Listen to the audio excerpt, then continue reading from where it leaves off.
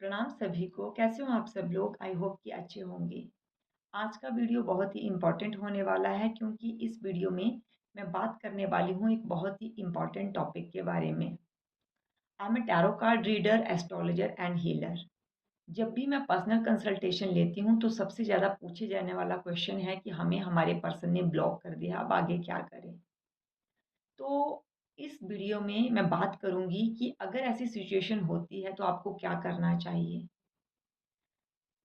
मुझे लगता है कि जब भी ये सिचुएशन आती है कि आपको आपके पर्सन ने ब्लॉक कर दिया है, तो 2 ही कंडीशन हो सकती हैं। या तो आपका आपके पर्सन के साथ झगड़ा हुआ है, आपकी किसी बात से वो हर्ट हुए हैं, और दूसरी कंडीशन ये हो सकती है कि वो आपको अवॉइड कर रहे हैं, वो अब आगे आपके साथ रिलेशनशिप नहीं रखना चाहते हैं।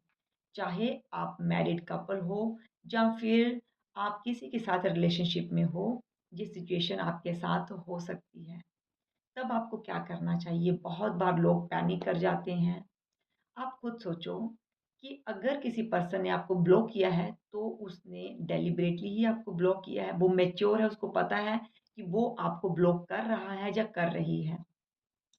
लेकिन फिर भी आप चाहते हैं कि आप उसका वेट करो। आप जानना चाहते हैं कि आपको मूव ऑन करना चाहिए या नहीं करना चाहिए, या फिर आप उस पर्सन के साथ बहुत ज़्यादा अटैच हो और मूव ऑन कर ही नहीं पा रहे हो।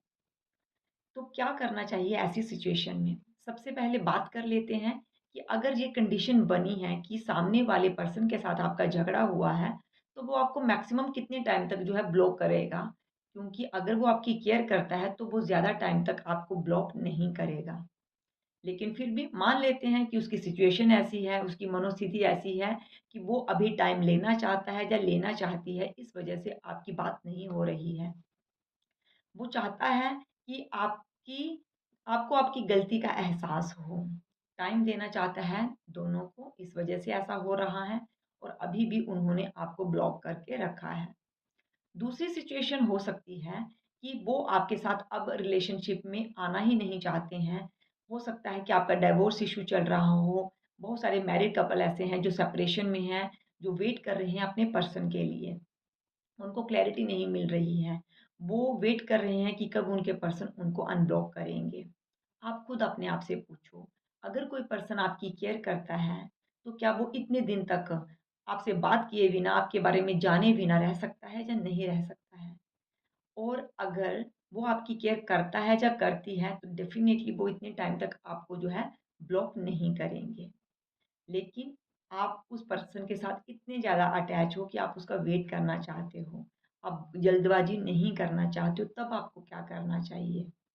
तो सबसे इम्पोर्टेंट चीज़ है कि इस टाइम पीरियड में जो भी ये वेटिंग पीरियड है, आपको इसे यूटिलाइज़ करना है बड़े ही हेल्दी तरीके से।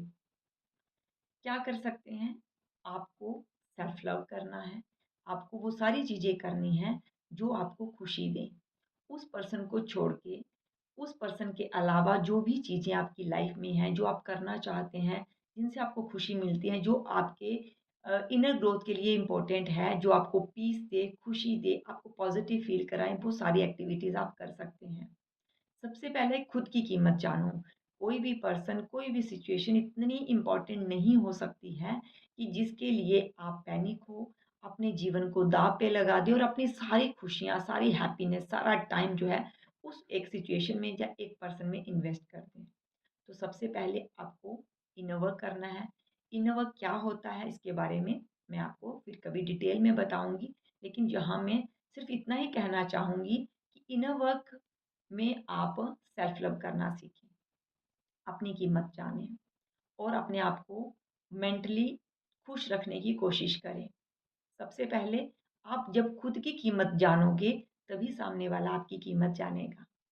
और आप क्या कर सकते हैं कि आप उस पर्सन के साथ इतने ज़्यादा अटैच हैं और चाहते हैं कि आपका रिलेशनशिप खराब ना हो, और आप चाहते हैं कि वो पर्सन दोबारा आपकी लाइफ में आ जाए और आपका रिलेशन पहले की तरह हो जाए, तो आपको करनी है होपोनोपोनो प्रेयर। ये बहुत ही मैजिकल प्रेयर है। इस प्रेयर से आप सामने वाले के माइंडसेट को चेंज कर सकते हैं, पॉजिटिव एनर्जी सेंड कर सकते हैं, जिससे उसका व्यवहार है आपके लिए बदलेगा। और पास में जो भी गलतियाँ अगर हुई हैं, तो इन सभी गलतियों को हील करते हुए आपके रिलेशनशिप को जी बेहतर कर देगा। सबसे पहले ज़रूरी है अपनी गलती को मानना। अगर आप अपनी गलती मानते हैं कि हाँ, आपसे भी कुछ मिस्टेक हुई होंगी, तो डेफ़िनेटली आपका रिलेशनशिप जो है वो हील हो जाएगा। दूसरा, एक्सेप्टेंस के साथ-साथ आप कर रहे हो इनर वर्क।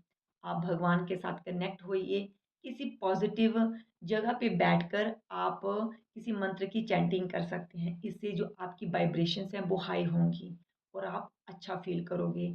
आपको कोई ना कोई गाइडेंस मिलेगी जिसके ज़रिए आप जो है अपने रिलेशनशिप को हील कर पाओगे। आपको सोशल मीडिया या फिर किसी के पास बार-बार दौड़ के जाके उसे ये पूछने की ज़रूरत नहीं पड़ेगी कि आपको क्या करना चाहिए। आपकी इंट्यूशन आपको बताएगी कि आपको वेट करना चाहिए या मूव ऑन करना चाहिए। अगर वो इंसान आपकी केयर करता है तो वो लौट कर आएगा और बहुत जल्दी जो है वो आपसे कनेक्ट करेगा। लेकिन आपको इस वेटिंग पीरियड को वेस्ट नहीं करना है। आपको अपने ऊपर काम करना है। इस वेटिंग पीरियड के दौरान जो भी आप इनर वर्क करोगे, उससे आपकी एनर्जी इतनी हाई होगी, आप अपने आप को इतनी वैल्यू देना शुरू कर जाओगे कि सामने वाला खुद ब खुद चल के आपसे माफ़ी माँगेगा या आपके रिलेशनशिप को हील करने के लिए पॉज़िटिव एफ़र्ट्स डालेगा।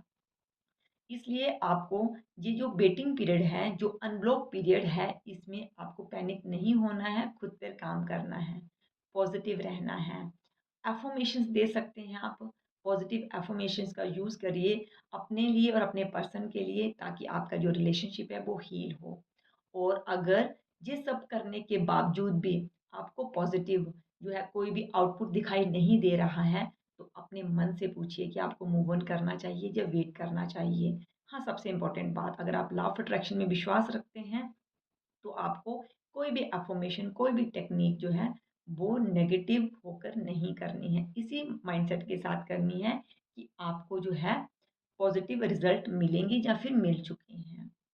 और फिर आपको कभी भी पैनिक नहीं होना है उस सिचुएशन के लिए। सिर्फ़ इनर वर्क करना है, जहाँ आप अपने ऊपर काम करेंगे, वहाँ रिज़ल्ट आपको सामने दिखेगा, सामने वाले पर्सन के ऊपर।